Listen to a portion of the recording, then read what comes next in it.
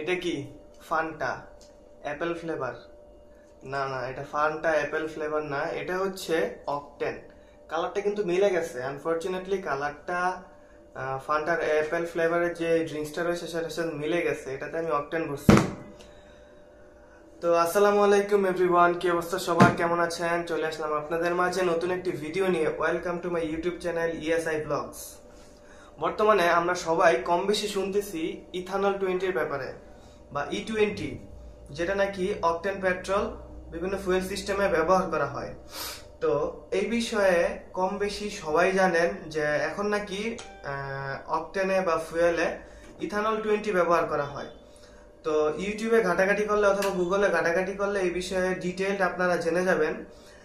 কিছুদিন আগে অশ্রু বিশ্বাস ভাই, আপনারা সবাই চিনবেন, ওনার ফেসবুক পেজে আমি ভিডিও দেখছিলাম ইথানল 20 সম্পর্কে, উনি বিস্তারিত বলেছেন। এবং ইউটিউব চ্যানেলে উনি আরেকটি ভিডিও রিলিজ করেছেন যেটাতে উনি ইথানলের যে মিশ্রণ সেটা টেস্ট করে দেখিয়েছেন আমাদের ইথানল অ্যাকচুয়ালি আছে কি নাই। তো ওনার ভিডিও থেকে ইন্সপায়ার্ড হয়ে আমিও ভাবলাম একটা টেস্ট ভিডিও নিয়ে আপনাদের মাঝে আসি, আপনাদের মাঝে আমিও একটা টেস্ট ভিডিও শেয়ার করার চেষ্টা করি।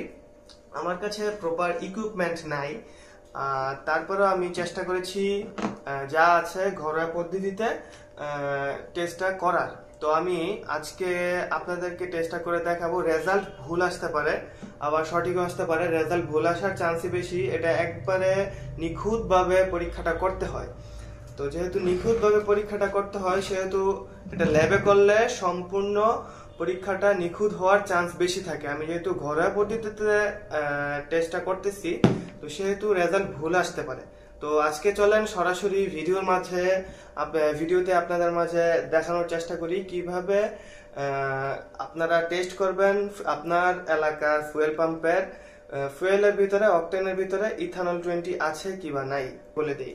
তো আমি নিয়ে নিয়েছি অকটেন, একটা খালি গ্লাসের বদলে যদি আপনারা যে পরিমাপক জার থাকে 1 মিলি থেকে শুরু করে একবারে 100 মিলি, 150 মিলি, 200 মিলি পর্যন্ত এরকম জার নিলে সবচেয়ে বেশি ভালো হয়। ওটা আমি খুঁজছিলাম, আজকে পাই নাই। তো আমি খালি গ্লাস নিয়ে নিয়েছি এবং একটা সিরিঞ্জ নিয়ে নিয়েছি যেটাতে 20 মিলি পর্যন্ত, হ্যাঁ 5, 10, 15, 20, হ্যাঁ 20 মিলি পর্যন্ত মানে লিকুইড ইনজেক্ট করা যায়। এবং গ্লাসে নিয়ে নিয়েছি সাদা পানি। তো চলেন পরীক্ষাটা শুরু করা যাক। আমি ফার্স্ট অফ অল এখান থেকে 10 মিলি পানি নেব।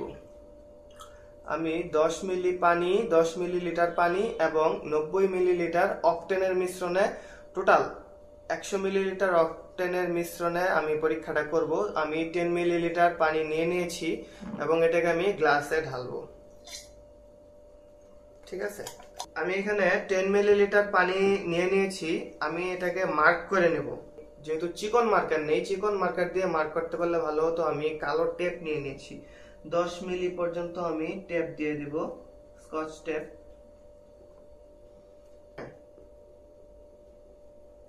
এই যে দেখেন 10 মিলিতে আমি একটা ট্যাপ দিয়ে দিয়েছি, মার্ক করে দিয়েছি আর কি। জায়গাটা সমান্তরাল জায়গায় রাখার চেষ্টা করবেন।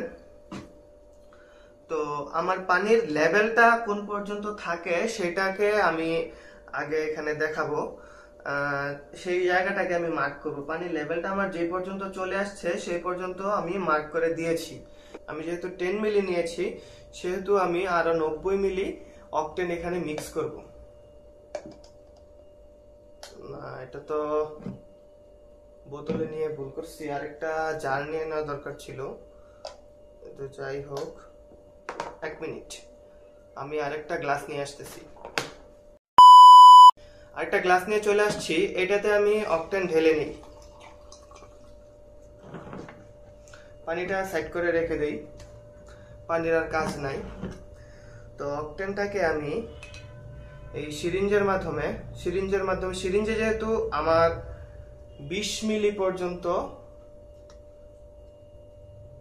ক্যাপাসিটি আছে, তো আমি অ্যাকচুয়ালি মাপ কিন্তু অ্যাকুরেট হতে হবে। মাপ যদি মিস হয়, একটু 19-20 হয়, তাহলে কিন্তু হবে না। অ্যাকুরেট 20 মিলি আমি এখানে দিয়ে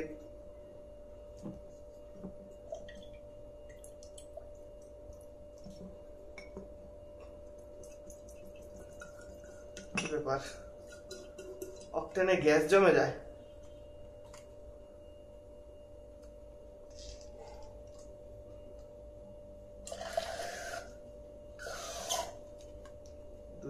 দুইবারে হয় 40 মিলি, 3 বারে 60, 4 বেশি 80, তারপর 10 মিলি।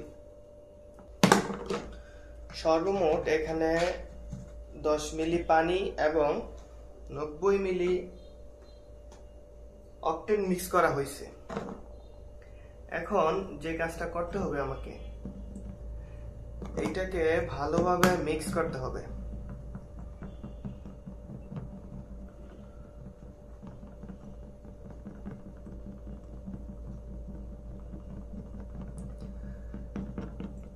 হ্যাঁ, আমার মিক্স করা শেষ। এখন এটাকে মিক্স করার পর সমান জায়গায় একবারে সমান জায়গায় গ্লাসটাকে রেখে দিতে হবে 10 থেকে 15 মিনিট। 10 থেকে 15 মিনিট মানে পানির যে নড়াচড়া সেটা একবারে যখন বন্ধ হয়ে যাবে, নড়াচড়া সম্পূর্ণ বন্ধ হওয়ার পর যে একটা আসবে, এখানে দেখেন 2টা লেয়ার, উপরে হচ্ছে অকটেন লেয়ার, নিচে হচ্ছে পানির লেয়ার। এখন এটা সম্পূর্ণ পরিপূর্ণভাবে মিক্স হয়ে একবারে যখন স্থির হয়ে যাবে, স্থির হওয়ার পর যদি ইথানলের পরিমাণ থাকে, ইথানলটা পানির লেয়ারে চলে আসবে এবং পানির লেয়ারটা বৃদ্ধি পাবে এবং অকটেনের যে লেয়ারটা থাকবে সেই লেয়ারটা উপরে চলে যাবে। মানে পানির যে লেয়ারটা ছিল সেই লেয়ারের পরিমাণ আরো বৃদ্ধি পাবে। অকটেনের যে ইথানলটা থাকে, ইথানলটা পানির সাথে এসে মিক্স হয়ে যায়। তো আমরা চলেন অপেক্ষা করি 10 থেকে 20 মিনিট। 15 মিনিট পর এই যে হলো রেজাল্ট। আমার যে পানির লেয়ারটা ছিল, পানির লেয়ারটা যতটুকু ছিল ততটুকুই রয়েছে এবং অকটেন যতটুকু ছিল ততটুকুই রয়েছে। আমার পানির লেয়ার বৃদ্ধি পায়নি, দেখতেছেন। পানির লেয়ার ঠিক যতটুকু রেখেছিলাম ঠিক ততটুকুই রয়েছে। রেজাল্ট হয়তোবা ভুলও আসতে পারে, আমি বলতে পারি না। তারপরেও যেটা আমি নিজ চোখে দেখতেছি সেটা হচ্ছে আমার পানির লেয়ার যতটুকু ছিল ঠিক ততটুকুই আছে, পানির লেয়ার বৃদ্ধি পায় নাই। এখন বাকিটা আল্লাহ জানে এখানে কি আছে বা নাই। তো এই হলো আজকের ভিডিও। আজকে এই পর্যন্তই, দেখা হবে নেক্সট কোনো ভিডিওতে ইনশাল্লাহ। আল্লাহ হাফেজ, আসসালামু আলাইকুম।